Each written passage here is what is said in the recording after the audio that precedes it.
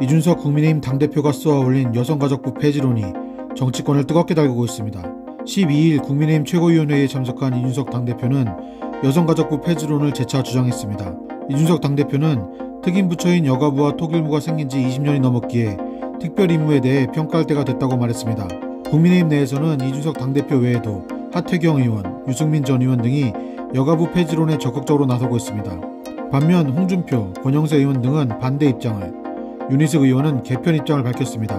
폐지론의 가장 큰 이유는 여성가족부가 제 역할을 하지 못한다는 비판 때문입니다.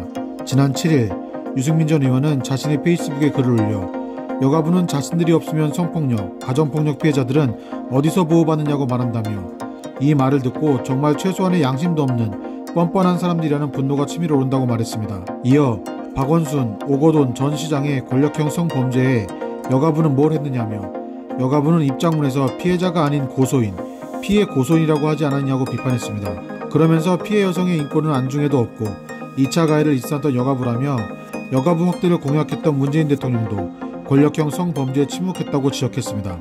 또 얼마 전 공군에서 일어난 상관의 성폭행, 2차 가해와 피해자의 비극적 참사 등 여성을 상대로 한 이 흉악한 범죄를 뿌리 뽑고 엄벌하기 위해 여가부가 무엇을 할 수 있느냐고 물었습니다.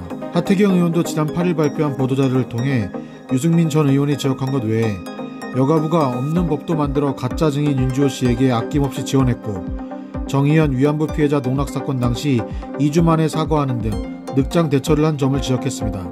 또 하태경 의원은 정준영 황금폰 사건 때도 침묵했고 웰컴 투 비디오 손정우 사건 때도 침묵했다. 모두 2030 여성이 피해자였던 사건이다라며 이렇게 진짜 피해자인 2030 여성 문제는 외면하고 기득권 여성이 이득되는 가짜 피해자만 보호했다고 비판했습니다.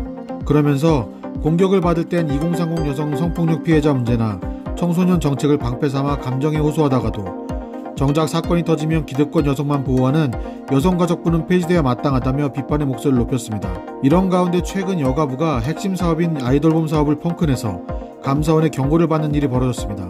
2019년 아이돌봄 사업 예산 중 15%인 339억 원을 집행하지 않았고 이 중 각 지자체의 미사용 금액인 264억 원을 반납받아야 했지만 통지조차 하지 않은 것입니다. 한편 12일에는 여성가족부 폐지에 대해 국민 10명 중 5명은 찬성한다는 여론조사 결과가 나왔습니다. 여론조사 업체 한국사회 여론조사연구소가 TBS 1회로 지난 9일부터 10일까지 전국 성인 남녀 1,014명을 대상으로 진행한 이 여론조사는 여가부 폐지에 대해 질문한 결과 적절하다는 48.6%, 부적절하다는 39.8%, 잘 모르겠다는 11.6%가 나왔습니다. 일요서울TV 오두환입니다.